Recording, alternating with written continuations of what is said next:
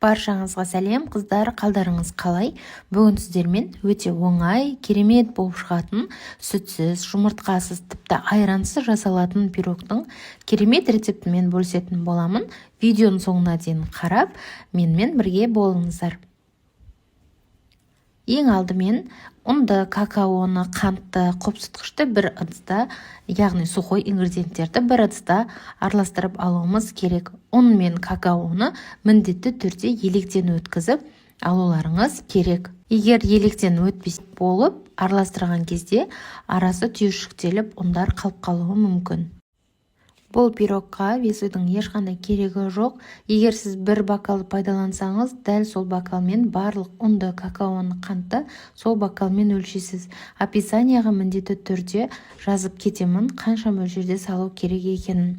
Қопсытқышымызды және қантымызды салып, жақсылап араластырамыз. Қант салған жер түспей қалыпты, видеоға міндетті түрде описаниядан қарап алыңыздар. Қант міндетті түрде. Енді ыстық суымызды, бір бокал ыстық суымызды ыдысқа құйып, үстінен майды құйып, ұндарымызды жаймендеп салып араластыра бастаймыз. Біркелкі араласу керек.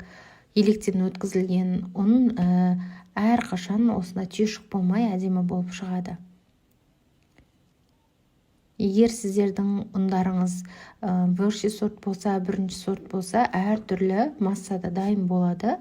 Массамыз біздің қою болып қалмау керек, сұйықтау болу керек. Қазір консистенциясын көріп аласыздар видеода. Міне дәл осылай, консистенциясы осылай болу керек. Егер артық ұндарыңыз қалып қалса, оны қосуды кеңес бермеймін, өйткені бірден қою болып қалса, сіздің пирогыңыз дұрыс көтерілмей тығыз болып қалады. Міне біздің пирогымыз дайын болды, қыздар. Көріп тұрғандарыңыздай өте жұмсақ, керемет болып көтерілген.